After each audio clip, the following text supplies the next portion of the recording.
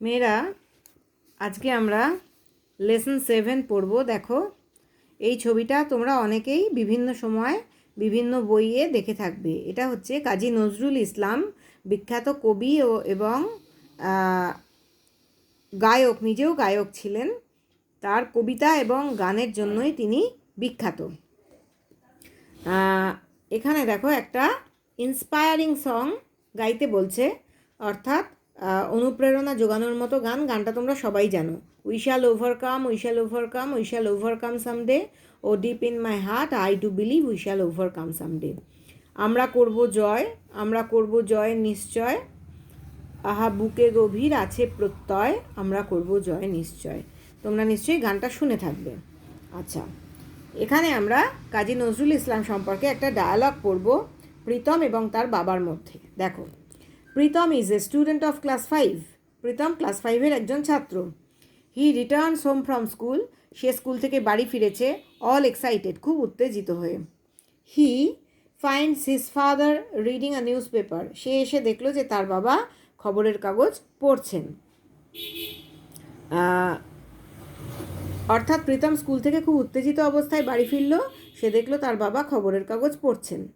আচ্ছা, Pritam, father guess what happen today. বাবা, আন্দাজ করো তো আজকে কি ঘটলো স্কুলে। ফাদার বলছে, হোয়াট ডিয়ার, কি হয়েছে বাবা। Pritam, our teacher has asked us to Singh a patriotic song on the Republic day. আমাদের শিক্ষিকা আমাদের প্রজাতন্ত্র দিবসে একটা দেশাত্মবোধক গান গাইতে বলেছেন। Father, which song are you going to sing son. তুমি কি গান গাইছো। Pritam, ma'am suggested that we should sing কারারই লৌহ কপাট। ম্যাম আমাদের বলেছেন, পরামর্শ দিয়েছেন যে আমাদের কারারই লৌহ কপাট গানটা গাওয়া উচিত। কারারই লৌহ কপাট গানটা অনেকেই শুনে থাকবে হয়তো। কারারই লৌহ কপাট ভেঙে ফেল কররে লোপাট, রক্ত জমাট শিকল পূজার পাষাণ বেদী। অনেকেই শুনেছ, আবার অনেকে শোনোও নি। প্রয়োজনে তোমাদের সবার কাছে স্মার্টফোন আছে, ইউটিউবে একটু শুনে নেবে, তাহলে কাজী নজরুল ইসলাম সম্পর্কে খানিকটা ধারণা তৈরি হবে যে তিনি কী ধরনের গান লিখতেন। Father, do you know who has written the song Pritam. তুমি কি জানো যে এই গানটা কে লিখেছেন প্রীতম। পরের পৃষ্ঠায় যাও। নো ফাদার, প্রীতম বলল, না বাবা। Father, he is our great poet. তিনি হচ্ছেন আমাদের মহান রচয়িতা, বিখ্যাত কবি, মানে মহান কবি Kazi Nazrul Islam. The author of the famous poem Bidrohi. তিনি হচ্ছেন বিখ্যাত কবিতা বিদ্রোহীর রচয়িতা। Pritam, will you tell me more about him. তুমি কি আমাকে তার সম্পর্কে আরও কিছু বলবে। ফাদার, বাবা বললেন, he was born at a time when India was under the British rule. তিনি এমন একটা সময় জন্মগ্রহণ করেছিলেন যখন ভারতবর্ষ ইংরেজের শাসনাধীন ছিল। আন্ডার দ্য ব্রিটিশ রুল, বিদেশি শাসকদের শাসনাধীন ছিল। থ্রু হিজ রাইটিংস, তার লেখার মাধ্যমে, he inspired the Indian youth to boldly fight for freedom. তিনি তার লেখার মধ্য দিয়ে ভারতীয় যুবকদের উৎসাহিত বা অনুপ্রাণিত করেছিলেন। ইন্সপায়ার্ড কথাটার মানে হচ্ছে অনুপ্রাণিত করা বা অনুপ্রেরণা যোগানো বা উৎসাহ যোগানো। ভারতীয় যুবকদের, ইউথ হচ্ছে যুবক, ভারতীয় যুবকদের উৎসাহ জুগিয়েছিলেন অত্যন্ত সাহসের সঙ্গে স্বাধীনতার জন্য লড়াই করতে। তিনি ভারতবর্ষের যুবকদের উৎসাহ জুগিয়েছিলেন তার লেখার মধ্যে দিয়ে। তারপরে প্রীতম জিজ্ঞেস করছে, when was he born father. তিনি কখন জন্মগ্রহণ করেছিলেন। Father, he was born on 24th May 1899 in the village of Churulia. তিনি চুরুলিয়া গ্রামে 1899 সালের 24শে মে জন্মগ্রহণ করেছিলেন। This was near Asansol in the Burdwan district of undivided Bengal. এই জায়গাটা ছিল অবিভক্ত বাংলার, আনডিভাইডেড বেঙ্গল অর্থাৎ অবিভক্ত বাংলার বর্ধমান জেলার আসানসোলের কাছে অবস্থিত ছিল Churulia. As a child, he was attracted to folk theatre and letter রোট many folk plays like Datakarna and কবি কালিদাস। তিনি চুরুলিয়া গ্রামে জন্মগ্রহণ করেছিলেন শৈশবে। অ্যাজ এ চাইল্ড, শৈশবে বা শিশু হিসেবে তিনি আকৃষ্ট হয়েছিলেন লোকনাট্যের প্রতি, ফোক থিয়েটার লোকনাট্যের প্রতি, এবং পরবর্তীকালে অনেক লোকনাটক বা ফোক প্লেজ লিখেছিলেন, যেমন কিনা দাতা কর্ণ এবং কবি কালিদাস, এগুলো কাজী নজরুল ইসলাম লিখেছিলেন। প্রীতম, দ্যাট ইজ ইন্টারেস্টিং, অত্যন্ত আকর্ষণীয়। Father, in 1910 Nazrul met the revolutionary Nibaranchandra Ghatak. 1910 সালে নজরুলের সাক্ষাৎ হয় বিপ্লবী নিবারণচন্দ্র ঘটকের সঙ্গে। রিভলিউশনারি কথাটার মানে হচ্ছে বিপ্লবী। এখানে দেখবে তলায় দেয়া আছে রিভলিউশনারি, আ পার্সন হু রিভোল্টস, একজন মানুষ যে বিদ্রোহ করে, অর্থাৎ রিভলিউশনারি বা বিপ্লবী কবি নিবারণচন্দ্র ঘটকের সঙ্গে, অর্থাৎ যিনি কিনা বিদ্রোহ করেছিলেন ব্রিটিশ শাসনের বিরুদ্ধে। এবং তিনি ব্রিটিশ শাসনের বিরুদ্ধে বিপ্লবী ছিলেন, রিভলিউশনারি। রিভলিউশন বা বিপ্লবে তিনি যোগ দিয়েছিলেন। কাদের বিরুদ্ধে যোগ দিয়েছিলেন? না, তিনি এই মানে ব্রিটিশ শাসকের বিরুদ্ধে বিপ্লবে যোগ দিয়েছিলেন নিবারণচন্দ্র ঘটক। অর্থাৎ নজরুলের সঙ্গে যখন নিবারণচন্দ্র ঘটকের সাক্ষাৎ হয়, তখন নিবারণচন্দ্র ঘটক একজন বিপ্লবী হিসেবেই পরিচিত ছিলেন। হু ওয়াজ হিজ টিচার, যিনি কিনা নজরুলের শিক্ষক ছিলেন। The poet Kumud Ranjan Mallick was the headmaster of the school Nazrul joint next. কবি কুমুদ রঞ্জন মল্লিক তিনিও একজন বিখ্যাত মানুষ ছিলেন। পরবর্তীকালে নজরুল যে স্কুলে যোগদান করেন সেই স্কুলের প্রধান শিক্ষক ছিলেন কবি কুমুদ রঞ্জন মল্লিক। অর্থাৎ দুজন বিখ্যাত মানুষের সঙ্গে কবির সাক্ষাৎ হয়েছিল বা আলাপ হয়েছিল, যাদের দ্বারা তিনি প্রভাবিত হয়েছিলেন। একজন হচ্ছেন বিপ্লবী নিবারণচন্দ্র ঘটক, আর স্কুলের প্রধান শিক্ষক কুমুদ রঞ্জন মল্লিক। আর নিবারণচন্দ্র ঘটক ছিলেন নজরুলের শিক্ষক, আর কুমুদ রঞ্জন মল্লিক ছিলেন যে স্কুলে যোগদান করেছিলেন নজরুল পরবর্তীতে, তিনি ছিলেন হেডমাস্টার অর্থাৎ প্রধান শিক্ষক। কুমুদরঞ্জন মল্লিক, কবি কুমুদরঞ্জন মল্লিক ছিলেন প্রধান শিক্ষক। আচ্ছা, এর পরের অংশে আমরা সরাসরি এরপর চলে যাব। দেখো page 77। Pritam, did Kumudranjan inspired him to write poems?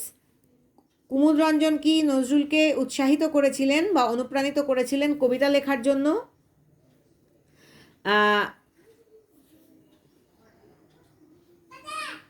Father, yes, but Nazrul was also influenced by Rabindranath and the Persian poets like Hafiz and Khayyam. Nazrul শুধুমাত্র কুমুদরঞ্জন তো তাকে কবিতা লিখতে অনুপ্রাণিত করেছিলেন, হ্যাঁ। বাবা বললেন হ্যাঁ, কিন্তু নজরুল প্রভাবিত হয়েছিলেন আরও কাদের দ্বারা? রবীন্দ্রনাথ ঠাকুরের দ্বারা এবং পার্সিয়ান কবি বা পারস্য দেশের কবি, পারস্য দেশীয় কবি হাফিজ এবং খৈয়ামের দ্বারাও প্রভাবিত হয়েছিলেন। এর আগে আমরা প্রথমে বাদ দিয়েছি, দেখো, uncle Rahim enters the room, he joins in the conversation. Rahim চাচা ঘরে ঢুকলেন, তিনি এই আলোচনায় যোগদান করলেন। এরপরে প্রীতমের কুমুদরঞ্জন মল্লিক সম্পর্কে প্রশ্ন এবং বাবার উত্তর। তারপরে আঙ্কেল রহিম বা রহিম চাচা কি বললেন দেখো। Did you know that Nazrul joined the army under the British? তুমি কি জানো যে নজরুল ইংরেজদের অধীনে যে সৈন্যবাহিনী ছিল সেই সৈন্যবাহিনীতে যোগ দিয়েছিলেন? এটা কি তুমি জানো? He was in the 49th Bengal regiment, তিনি 49তম বেঙ্গল রেজিমেন্টে ছিলেন।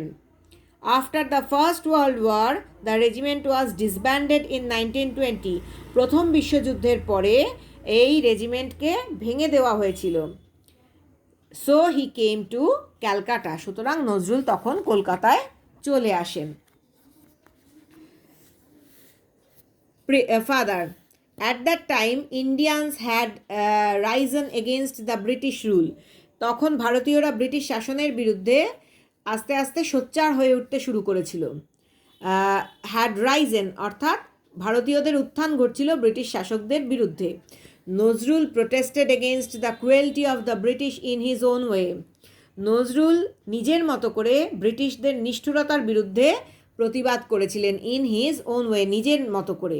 In fact he also started writing poems, essays and songs to voice his protest. সত্যি কথা বলতে কি বা প্রকৃতপক্ষে তিনি কবিতা, প্রবন্ধ ও গান লেখা শুরু করেছিলেন টু ভয়েস হিজ প্রোটেস্ট। কেন কবিতা প্রবন্ধ গান লেখা শুরু করেছিলেন? নিজের প্রতিবাদকে ধ্বনিত করতে বা নিজের প্রতিবাদকে ভাষা দিতে, ভয়েস ইজ প্রোটেস্ট, নিজের প্রতিবাদকে ভাষা দিতে তিনি গান প্রবন্ধ কবিতা লেখা শুরু করেছিলেন। He is the rebel poet of India, তিনিই হচ্ছেন ভারতবর্ষের বিদ্রোহী কবি। সেই কারণে দেখবে যখনই আমরা কোনো কিছু নজরুলের কোনো কবিতা আবৃত্তি করতে যাই তখন পরিচয় দেওয়া হয় বিদ্রোহী কবি কাজী নজরুল ইসলাম বলে। Pritam, I hardly knew as much, আমি এত কিছু জানতামই না। Father, you should read his poems like Kandari Hushiyar, খেয়া পাড়ের তরণী and also listen to his songs. তোমার উচিত কান্ডারি হুঁশিয়ার, খেয়াপাড়ের তরণীর মতো কবিতাগুলি পড়া এবং গানগুলিও শোনা। The British war afraid that Nazrul's writings could instigate the Indian freedom fighters. ব্রিটিশরা ভয় পেয়েছিল যে নজরুলের লেখা হয়তো ভারতের ফ্রিডম ফাইটার্স বা মুক্তিযোদ্ধাদের উদ্বুদ্ধ করতে পারে। ইনস্টিগেট অর্থাৎ অনুপ্রাণিত বা উদ্বুদ্ধ করতে পারে। What did the British do, ব্রিটিশরা তখন কি করেছিল? What did the British do, অর্থাৎ ব্রিটিশরা তখন কি করলো? দ্য ব্রিটিশ গ্রিউ পারটার্বড, ব্রিটিশরা তখন বিচলিত হয়ে উঠেছিল। এই কথা শুনে মানে এই নজরুলের কার্যকলাপ দেখে ব্রিটিশরা অত্যন্ত বিচলিত হয়ে উঠেছিল। দেখো, পারটার্বড কথাটার মানে এখানে দেওয়া আছে ওরিড, অর্থাৎ আশঙ্কিত হয়ে উঠেছিল বা বিচলিত হয়ে উঠেছিল। Father, in 1922 Nazrul started a magazine ধূমকেতু। 1922 সালে নজরুল একটা পত্রিকা শুরু করেছিলেন ধূমকেতু নামে। ওয়্যার হি পাবলিশড আনন্দময়ীর আগমনে আ পোয়েম, তিনি যেখানে একটা কবিতা প্রকাশ করেছিলেন। কবিতাটার নাম হচ্ছে আনন্দময়ীর আগমনে। আঙ্কল রহিম চাচা বললেন, the British raided the office of Dhumketu, ব্রিটিশরা কী করেছিল? তল্লাশি চালিয়েছিল ধূমকেতুর অফিসে। The poet was arrested from Comilla, কবিকে কুমিল্লা থেকে বন্দি করা হয়েছিল।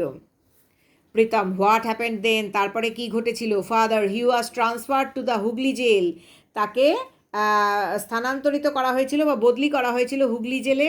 And there he began fasting, fasting কথাটার মানে হচ্ছে অনশন করা, অর্থাৎ না খেয়ে থাকা। সেখানে তিনি অনশন শুরু করেছিলেন। It was his way of protesting against the torture of the British, এটাই ছিল তার ইংরেজদের অত্যাচারের বিরুদ্ধে প্রতিবাদের পথ। Pritam, for how many days did he fast father, কতদিনের জন্য তিনি অনশন করেছিলেন বাবা? Father, he fasted for more than a month, তিনি 1 মাসেরও বেশি সময় ধরে অনশন করেছিলেন। ইন ডিসেম্বর 1923, 1923 সালের ডিসেম্বর মাসে হি ওয়াজ রিলিজড ফ্রম জেল, তাকে জেল থেকে ছেড়ে দেওয়া হয় বা তিনি জেল থেকে ছাড়া পেয়েছিলেন। Pritam, thank you so much father, অনেক ধন্যবাদ বাবা।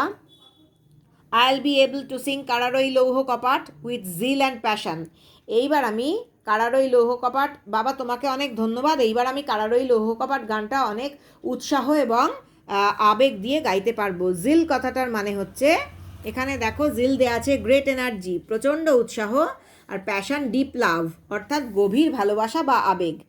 আমি প্রচণ্ড উৎসাহ এবং গভীর ভালোবাসা বা আবেগ দিয়ে এবার কারারই লৌহ কপাট গানটা গাইতে পারবো। I am so proud that the teacher has selected me for sinking, আমার এত বোধ হচ্ছে বা আমি এত গর্বিত বোধ করছি যে শিক্ষিকা আমাকে গান গাওয়ার জন্য নির্বাচিত করেছেন। আঙ্কল রহিম চাচা, then let's here you Singh, ঠিক আছে তাহলে গান করো, আমরা শুনি। We will sing along with you as well, আমরাও তোমার সাথে গানটা গাইব। পুরোটা আগে পড়ে মানেটা ভালো করে বুঝে নাও।